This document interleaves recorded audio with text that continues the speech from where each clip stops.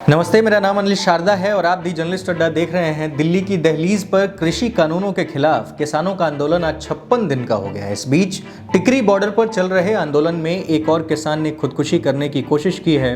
फिर किसान को आनन फानन में संजय गांधी अस्पताल में भर्ती कराया गया था, लेकिन रात 2:30 बजे के करीब उनकी मौत हो गई। किसान आंदोलन में एक और किसान अपना हक मांगते हुए दुनिया को अलविदा कह गया। यह किसान रोहतक का रहने वाला था और नाम जय भगवान राणा है। जय भगवान ने सुसाइड नोट भी छोड़ा और इसमें लिखा कि अब यह आंदोलन मूंछों की लड़ाई बन गया है। मेरे पास देने के लिए कुछ भी नहीं है, इसीलिए किसान आंदोलन की इस आग में जय भगवान ने अपने प्राणों की आहुति दे दी। क्या सरकार को समझ नहीं आ रहा है कि किसान खुश नहीं है, या फिर सरकार जानबूझकर किसानों की मांगों को दरकिनार कर रही है? किसान और सरकार के बीच लगातार हो रही बातचीत के बाद भी बीच का रास्ता नहीं निकल पा रहा है। कृषि कानूनों को लेकर सरकार और सत्तारूढ़ पार्टी भाजपा की ओर से सोशल मीडिया पर भी लगातार आक्रामक कैंपेन चलाया जा रहा है। राजस्थान के दौसा से भारतीय जनता पार्टी की सांसद जसकौर मीणा ने एक बार फिर धरने पर बैठे किसानों की तुलना खालिस्तानियों से कर दी है। किसान आंदोलन को लेकर बीजेपी सांसद जसकौर मीणा ने कहा कि प्रधानमंत्री नरेंद्र मोदी युग पुरुष है जो देश को बदलना चाहते हैं और कृषि कानून इसी ओर एक कदम है। किसान आंदोलन को लेकर जसकौर मीणा बोली कि किसान आंदोलन में AK-47 लेकर बैठते हैं जो कि आतंकी हैं, जो वहां बैठे हैं वो खालिस्तानी हैं। सरकार के नेताओं और उनके IT सेल से परेशान होकर किसानों ने जवाब देने के लिए अब अपना खुद का एक IT सेल शुरू कर लिया है। ये अच्छी बात है कि किसान सरकारों की मंशा से अवगत हैं और अपनी बात को सही तरीके से रखने की कोशिश कर रहे हैं। दैनिक भास्कर ने खबर चलाया था कि किसान नेता गुरनाम सिंह चंदूनी ने 10 करोड़ रुपए लिए हैं। इस पर एक और किसान नेता शिव कुमार काका ने एक वीडियो संदेश जारी किया और उसमें बताया, और उन्होंने कहा और भास्कर के पत्रकार और भास्कर को फटकार भी लगाया। बंधुओं नमस्कार। दैनिक भास्कर में एक समाचार गुरनाम सिंह चंदूनी जी को लेकर छपा है, जिसमें उन्होंने कहा है कि कक्का जी का दावा गुरनाम सिंह चंदूनी ने 10 करोड़ लिए। मैंने तत्काल जब ये मेरे ध्यान में आया और पत्रकार को फोन लगा के पूछा तो उन्होंने कहा कि मैं देखता हूं, मैंने कैसे छप गया है मुझे पता नहीं है। तो इन्होंने रात को मुझे फोन किया था। इनका नाम है राजेश खोकर। ये सिंधु बॉर्डर पर भास्कर के पत्रकार हैं। इनको मैंने डांट भी लगाई और इन्होंने मुझसे पूछा था, पत्रकार ने, कि हमारे पास जानकारी है कि गुरनाम सिंह चंदूनी जी ने 10 करोड़ रुपए लिए हैं। मैंने कहा मुझे पता नहीं है, इस प्रकार की चर्चाएं मैं नहीं करता हूं। 50 वर्ष हो गए हैं किसानों के बीच में काम करते हुए, एक भी बयान मेरा आज तक विवाद में नहीं रहा है। ये पत्रकार के द्वारा इस प्रकार का जो काम किया गया है, इनके मालिक और संपादक को मैं पत्र लिख रहा हूं और हुआ तो मैं इन पर मानहानि का भी दावा करूंगा। गुरनाम सिंह चंदूनी मेरे मित्र हैं, पहले भी थे, अभी भी हैं। मैं उनकी चिंता भी करता हूं। जो कुछ निर्णय कल हुआ वो एक बैठक में निर्णय हुआ है। वो बैठक में सभी लोगों ने अपनी अपनी राय दी है। आगे हमारी बैठकें होती रहेंगी। मैं इस बयान का फिर से एक बार खंडन करता हूं कि ये मेरे द्वारा दिया गया बयान नहीं है। ये पीक पत्रकारिता है, गंदी पत्रकारिता है, जिसके तहत ये बयान छपा है। इस बीच किसानों ने 26 जनवरी को ट्रैक्टर मार्च निकालने को लेकर मंगलवार को दिल्ली पुलिस के साथ मीटिंग की। किसानों ने साफ कहा कि वे तय शेड्यूल को मुताबिक ही दिल्ली में ट्रैक्टर मार्च निकालेंगे। क्रांतिकारी किसान यूनियन के अध्यक्ष दर्शन पाल ने कहा कि हमने अधिकारियों को भरोसा दिया है कि ट्रैक्टर मार्च शांतिपूर्ण तरीके से होगा। पुलिस ने कहा कि वे इस बारे में विचार करेंगे और इस मुद्दे पर अगले 1-2 दिन में मीटिंग हो सकती है। ट्रैक्टर रैली निकालने वाले मामले पर बुधवार को फिर सुप्रीम कोर्ट में भी सुनवाई हुई। सर्वोच्च अदालत ने इस विवाद में दखल देने से साफ साफ इनकार कर दिया और कहा कि दिल्ली पुलिस इस पर इजाज़त दे सकती है। अब समझिए कि इसके अलावा सुप्रीम कोर्ट के द्वारा लगातार कमेटी पर उठ रहे सवालों पर नाराजगी भी व्यक्त की गई है। चीफ जस्टिस ने बुधवार को कहा कि देखिए, कोर्ट अगर किसी भी ट्रैक्टर रैली या फिर किसी भी इवेंट को अगर फैसला देता है तो ये सही नहीं है, कोर्ट के लिए बिल्कुल सही नहीं है। इसलिए दिल्ली पुलिस के पक्ष में ये फैसला हम छोड़ते हैं, वही अपना फैसला सुनाएगा। यानी कि अब ट्रैक्टर रैली पर फैसला लेने की जो जिम्मेदारी है वो दिल्ली पुलिस के हाथ में चली गई है। ट्रैक्टर रैली को लेकर ही किसान नेता राकेश टिकैत ने कहा कि हम दिल्ली में ट्रैक्टर रैली निकाल कर रहेंगे, हमें कौन रोकेगा। दिल्ली भी किसानों की है और गणतंत्र दिवस भी किसानों का है। राकेश टिकैत बोले कि पुलिस हमें क्यों रोकेगी, हम ट्रैक्टरों पर आ रहे हैं और किसी को नुकसान नहीं पहुंचाएंगे। राकेश टिकैत ने कहा कि सरकार किसानों के साथ सिर्फ बात कर रही है, कोई निर्णय नहीं ले रही है। कई किसानों को तो एनआईए द्वारा नोटिस भी भेजा जा रहा है। अगर ऐसा रहा तो सभी किसान एनआईए दफ्तर के बाहर ही धरना देंगे। किसान अपनी रैली में खेती से जुड़े बिंदुओं पर देश के सामने अपनी बात रखेंगे। इस रैली में पूर्व सैनिक खिलाड़ी भी हिस्सा लेंगे। साथ ही जिन किसानों ने आंदोलन के दौरान अपनी जान गंवाई उन्हें भी नमन किया जाएगा और उन्हें श्रद्धांजलि दी जाएगी। समझे नहीं, सुप्रीम कोर्ट की आप भाषा नहीं समझे। उन्होंने कहा कि दिल्ली पुलिस उनकी व्यवस्था करे जहाँ कोई कोई नहीं है अंदेशा। किसान आओगा, बहुत प्यार से आओगा, ट्रैक्टर चलाओगा चमचमाती सड़कों पर, ना कोई खड्डा है ना कुछ है। अच्छा, ट्रैक्टर खेतों में चलेगा ऊपर खापड़ रास्तों पे, और दिल्ली में अरे सरकार क्या, कोई एडवाइज कमेटी की मेंबर है तो जनता आ रही हो अपने आप कर लेगी। आने का सुप्रीम कोर्ट ने कमेटी बनाई है। हाँ, कहाँ है कमेटी? ना हमने नहीं कहा मेंबर बदले, हमें कमेटी क्या रिजल्ट देगी वो भी पता है। कमेटी जो सुप्रीम को वो जो कानून है उनको बढ़िया बताओगी, 10 लोगों के नाम लिखेगी, कानून बढ़िया बताओगी। अब 2 महीने की जरूरत ही नहीं कमेटी। अरे होगा मार्च, ट्रैक्टर मार्च रुक लग रहा किसी से, ट्रैक्टर मार्च रोकेगा, कौन रोकेगा ट्रैक्टर मार्च को? अरे पुलिस रोक रही है, पुलिस तो तिरंगा झंडा लेकर ट्रैक्टर को ऐसे सलूट करेगी सबको। हाँ, क्यों नहीं होता? गणतंत्र दिवस को, देश को गणतंत्र दिवस मनाने का अधिकार है। किसी के बाप की जागीर है गणतंत्र दिवस? ये गणतंत्र दिवस हिंदुस्तान का किसान मनाएगा। दुनिया की सबसे बड़ी परेड बनेगी, कौन रोकेगा हिंदुस्तान के किसान? किसान आओगे यहाँ पे दिल्ली में, दिल्ली खबरदार, जो ट्रैक्टर को रोका उसका इलाज भर देंगे। जो ट्रैक्टर को रोकेगा उसके बक्कल तार दिए जाएंगे। अगर ट्रैक्टर को रोका किसी ने, कौन रोकेगा ट्रैक्टर को? कोई रोका ट्रैक्टर रोकेगा? कर रहे आप बकवास लग रहे करने। सुप्रीम कोर्ट ने कमेटी बनाई है जो आप हमारा फैसला यहाँ पे मंत्रियों ने बैठ कर लिया कि इसका फैसला किसान और सरकार निपटाएगी। इसको ये तय कर लिया उन्होंने सबने। अरे बैठक भी करेंगे, आज बैठक भी करेंगे, आंदोलन भी करेंगे, बैठक भी करेंगे, धरने भी देंगे, खेती भी करेंगे। कान खोल के ये दिल्ली सुन ले, कान खोल के सुन ले, ये किसान वापसी नहीं जाएगा। एमएसपी पे कानून, 3 बिल वापसी, स्वामीनाथन कमेटी की रिपोर्ट को लागू नहीं करेंगे। किसान यहाँ से दिल्ली को नहीं छोड़ने का। किसान आंदोलन के सबसे अच्छी बात यह है कि महिला किसानों का साथ इसमें मिल रहा है बहुत बड़े पैमाने पर। वैसे तो हमारे देश में जब भी किसानों की बात आती है तो सबके जहन में सिर्फ पुरुष किसान ही आते हैं। हमारे देश के ग्रामीण इलाकों में 73.2% औरतें खेतों में काम करती हैं, लेकिन उनके काम को मान्यता नहीं मिली और आज भी देश का एक बड़ा तबका उन्हें किसानों के रूप में नहीं देखता है। सिंघू बॉर्डर, टिकरी बॉर्डर और गाजी बॉर्डर पर महिलाएं नेतृत्व करती हुई दिखाई पड़ रही हैं। लेकिन आपको याद होगा कि सीजेई ने पूछा था कि महिलाएं आंदोलन में क्या कर रही हैं। इस सवाल का जवाब भी आ गया है। मॉल्टिक्स के साथ काम करने वाले एक पत्रकार हैं नीरज झा। उन्होंने एक वीडियो रिपोर्ट किया है। जब वो गाजीपुर बॉर्डर पर बैठी महिलाओं से पूछ रहे हैं तो वहाँ पे महिलाओं ने क्या कहा है। जवाब बहुत दिलचस्प है। महिलाओं ने कहा कि कोई भी बदलाव महिलाओं के बिना संभव नहीं है। तो क्यों करती हैं आप लोग ये? सबसे पहले मैं ये कहूंगी कि नारी के सहयोग बिना हर बदलाव अधूरा है।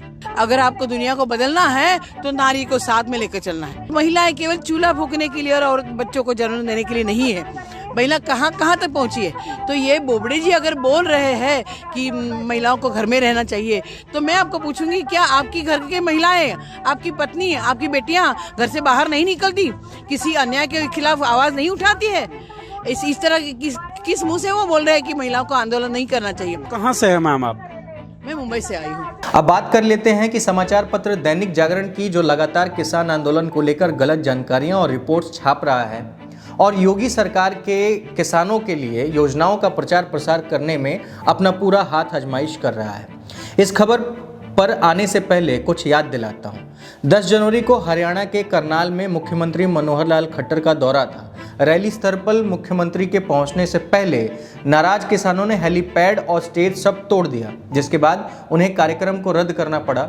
मनोहर लाल खट्टर का हेलीकॉप्टर रैली स्थल पर तो पहुंचा, लेकिन वहां उतर नहीं पाया। इस पूरे मामले पर जहां तमाम मीडिया संस्थानों ने बताया, और जो सच भी है, कि किसानों के उग्र प्रदर्शन के कारण मुख्यमंत्री को इस रैली को रद्द करना पड़ा, जबकि दैनिक जागरण ने बताया कि मौसम खराब होने के कारण मनोहर लाल खट्टर का करनाल दौरा रद्द हो गया। ये हेडलाइन है।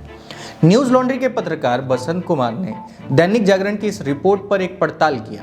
बसंत अपनी रिपोर्ट में लिखते हैं कि दैनिक जागरण की वेबसाइट पर कमलेश भट्ट की बाइलाइन के साथ खबर छपती है। खबर, मौसम के कारण हरियाणा के सीएम मनोहर लाल खट्टर का करनाल दौरा रद्द, किसान महापंचायत में लेना था हिस्सा, ये हेडिंग छपी थी। अब समझिए कि करनाल के कैमला में होने वाली किसान महापंचायत में हरियाणा के सीएम मनोहर लाल खट्टर शामिल नहीं हो पाए। खराब मौसम के कारण वो कार्यक्रम में नहीं पहुंच सके, जिसके कारण कार्यक्रम को रद्द करना पड़ा। हालांकि कार्यक्रम को लेकर भाजपा कार्यकर्ता पहुंच चुके थे। अपनी इस खबर की शुरुआत में जागरण लिखता है कि मुख्यमंत्री मनोहर लाल खट्टर कैमला में होने वाली किसान महापंचायत में हिस्सा लेने नहीं पहुंच पाए। बताया जा रहा है कि खराब मौसम के कारण हेलीकॉप्टर के उड़ान भरने में दिक्कत आ रही थी, इससे सीएम कार्यक्रम में नहीं आए। भारत का सबसे बड़ा अखबार होने का दावा करने वाले जागरण ने अपनी इस खबर में किसी का हवाला तक नहीं दिया। आखिर उन्हें किसने बताया कि मौसम खराब होने के कारण हेलीकॉप्टर की उड़ान में दिक्कत आ रही है? किसने ये सोच दिया? दरअसल मौसम खराब होने जैसी कोई स्थिति थी ही नहीं। सीएम का हेलीकॉप्टर कैमला गांव पहुंचा तो जरूर था, लेकिन नाराज किसानों के हंगामे के कारण वहां उतर नहीं सका और उसे वापस करनाल के ही नेवल हवाई पट्टी पर उतारा गया। खुद मुख्यमंत्री खट्टर ने भी अपने ट्वीट में कहा कि एक व्यक्ति का अगर मैं नाम लेता हूं जो जिसे जिम्मेदार ठहराऊं, तो वो गुरनाम सिंह चढ़ूनी है। चढ़ूनी ने जिस प्रकार के वीडियो बनाए, उससे लोगों को उन्होंने उकसाने की कोशिश की, वो सही नहीं है। दैनिक जागरण और योगी सरकार के बीच के रिश्तों पर काफ़ी सवाल उठाए जा रहे हैं और सवाल उठने लाजिम भी हैं। दैनिक जागरण किसान कल्याण मिशन के नाम से एक कार्यक्रम चलाया जा रहा है, जिसकी साठगांठ योगी सरकार से जुड़ी हुई है। और तो और जागरण ने अपने वेब पोर्टल पर इसके लिए एक अलग माइक्रो साइट भी लॉन्च कर दिया है। जागरण उत्तर प्रदेश के विभिन्न जिलों में गाड़ी से जाकर योगी सरकार के किसानों को लेकर ऐतिहासिक कामों का प्रचार प्रसार करने में लगा हुआ है। यह मुहिम प्रदेश भर के 825 विकास खंडों में 6 जनवरी से 21 जनवरी तक चलेगा, जिसकी शुरुआत हो चुकी है। सबसे हैरत की बात यह है कि सरकार जिस समय अपने इस मिशन को लॉन्च कर रही थी, उसी दिन जागरण कार्यालय से 5 किसानों, जिनमें पद्मश्री राम शरण वर्मा, बेटाना देवी, उपेंद्र कुमार सिंह, राज बहादुर सिंह और मोहम्मद आलिम ने जागरण के जागरूकता वैन को हरी झंडी दिखाकर रवाना किया। अब ऐसे में जागरण और योगी सरकार के रिश्ते पर सवाल उठना तो बनता ही है। न्यूज लॉन्ड्री के बसंत कुमार और आयुष तिवारी ने एक और रिपोर्ट की, इसमें भी पड़ताल हुआ। इसमें बताया गया कि दैनिक जागरण और सरकार के इस साझे कार्यक्रम पर एक और रिपोर्ट किया गया, जिसका शीर्षक था दैनिक जागरण और योगी सरकार का ये रिश्ता क्या कहलाता है। जागरण में अपनी एक खबर में इस माइक्रो साइट को लेकर जानकारी देते हुए बताया कि जागरण.com पर मौजूदा इस माइक्रो साइट में बहुत कुछ खास है। इसका उद्देश्य पाठकों को किसान कल्याण मिशन के अंतर्गत सरकार द्वारा चलाई जा रही विभिन्न योजनाओं की जानकारी सुलभ तरीके से पहुंचाना है। इस माइक्रो साइट के तहत पाठकों को किसान कल्याण के बारे में विस्तार से जानकारी दी गई। इस पर सरकार द्वारा किए गए जन उपयोगी कार्यों का विवरण भी मौजूद है। इस माइक्रो साइट पर अब तक लगभग 11 लेख छप चुके हैं। अब इसके बारे में आपको बेहद इंपॉर्टेंट चीज़ बताते हैं, इसको समझिए, जिनका शीर्षक कुछ यूँ है। उत्तर प्रदेश में सुधर रहा किसानों का जीवन स्तर, आय में बढ़ोतरी से चेहरों पर बिखरी मुस्कान। दूसरा, उत्तर प्रदेश सरकार ने धान और गेहूं किसानों को सबसे अधिक भुगतान करने का बनाया कीर्तिमान। उत्तर प्रदेश में हर खेतों को मिला भरपूर पानी तो लहलाई फसल। उत्तर प्रदेश के किसानों को सम्मान निधि योजना का सर्वाधिक लाभ। किसानों की आय दोगुना करने के प्रधानमंत्री के संकल्प को साकार करने के लिए बढ़ते कदम। ठीक इसी तरह बाकी खबरों की भी हेडिंग है, जो सरकार की तारीफ में पुल बांधती है। नीचे की तस्वीर में आप सभी खबरों की हेडिंग पढ़ सकते हैं। इससे आप समझ जाएंगे कि आखिर ये क्या कारण है। इनमें से 6 खबरों को अकेले अमित सिंह नाम के लेखक ने लिखा है और 4 खबरों को उमेश कुमार तिवारी ने लिखा है। इस खबरों के कंटेंट पर आगे विस्तृत रूप से बात करेंगे। जागरण के इस किसान कल्याण माइक्रो साइट पर फोटो गैलरी भी मौजूद है। फोटो गैलरी में भी 5 खबरें प्रकाशित हुई हैं जो सरकार की योजनाओं का प्रचार प्रसार करती हैं। इन खबरों का शीर्षक आप नीचे की तस्वीर में देख सकते हैं। कृषि कानूनों के खिलाफ किसानों के आंदोलन के दौरान भी जागरण ने ऐसी स्टोरी की जिससे आंदोलन और उनके नेताओं पर ही सवाल खड़े हुए। जागरण ऐसा क्यों कर रहा है? इस सवाल का जवाब सरकार द्वारा बीते दिनों जागरण ग्रुप को दिए गए विज्ञापनों से मिलता है। इससे आप समझ पाएंगे कि आखिर सीन क्या है। Bureau of outreach and communication के आंकड़ों के मुताबिक दैनिक जागरण साल 2015 से 2019 तक 85 करोड़ 78 लाख 31,572 रुपए का विज्ञापन मिला। जागरण ग्रुप के अंग्रेजी अखबार मिड डे को 2 करोड़ 41 लाख 5,445 रुपए का विज्ञापन मिला। वहीं जागरण के उर्दू अखबार इंकलाब को 57 लाख 9,239 रुपए का विज्ञापन दिया गया। यानी जागरण ग्रुप के तीनों अखबारों को मिलाकर सिर्फ 5 साल के भीतर कुल 88 करोड़ 77 लाख 26,256 का विज्ञापन सिर्फ केंद्र सरकार द्वारा दिया गया है। मोदी सरकार से पहले जागरण को मिले विज्ञापनों की बात करें तो यह कम है। कांग्रेस नेतृत्व वाली यूपीए सरकार के दौरान जागरण को साल 2010 से 11 में 13 करोड़ 68 लाख 8,302 रुपए का मिला था ऐड और 2011-12 में 13 करोड़ 66 लाख 60,290 रुपए का। वहीं अगर 2012-13 में बात करें तो 90 लाख 13,778 रुपए का विज्ञापन मिला। इस दौरान अगर जागरण समूह के अंग्रेजी अखबार मिड डे को ध्यान में रखते हुए बातचीत करें तो 2010-11 में उसे 35,53,634 रुपये और 2011-12 में 24,78,076 रुपये और 2012-13 में बात करें तो 7,48,875 रुपये का विज्ञापन मिला। मोदी सरकार के आते ही जागरण को मिलने वाले विज्ञापन की दर लगभग दोगुनी हो गई। साल 2015-16 की बात करें तो इस साल जागरण को 22 करोड़ 31 लाख 50,444 रुपये और 2016-17 में 21 करोड़ 85 लाख 44,564 रुपये। वहीं 2017-18 में 36 करोड़ 40 लाख 80,000 रुपये। तो वहीं 2018-19 में 5 करोड़ 21 लाख 1,208 रुपये का विज्ञापन दैनिक जागरण को मिला। यही स्थिति मिड डे की भी रही। मिड डे का विज्ञापन भी तेजी से बढ़ा। इसके अलावा अगर भारत सरकार के डिजिटल विज्ञापन की बात करें तो साल 2015-19 के बीच जागरण समूह को 2 करोड़ 68 लाख 38,977 रुपये का विज्ञापन दिया गया। वहीं मिड डे को 70 लाख 18,554 रुपये का विज्ञापन मिला। अब आप इससे समझ सकते हैं कि ये जो खबर मैंने आपको बताया जिसमें बसंत कुमार की भी रिपोर्ट रही, जिसमें उन लोगों ने पड़ताल भी किया, आप सीधे सीधे समझ सकते हैं कि किस तरीके से योगी सरकार और जागरण, दैनिक जागरण का साठगांठ है और किस तरीके से किसान आंदोलन को ये लोग कमज़ोर करने की कोशिश कर रहे हैं। इस पर राय आपको लेना है, इस पर बात आपको करनी है। फिलहाल इस वीडियो में सिर्फ इतना ही। मेरा नाम अनिल शारदा है, आप दी जर्नलिस्ट अड्डा देख रहे हैं। एक और जाते जाते आग्रह है कि चैनल को आपके समर्थन की आवश्यकता है तो चैनल को आप सब्सक्राइब कर लीजिए। अगर फेसबुक पे देखें तो फॉलो शेयर भी कर सकते हैं, लेकिन यूट्यूब पर खासकर आप जाएं और वीडियो पसंद आए तो सब्सक्राइब जरूर करें। बहुत बहुत धन्यवाद।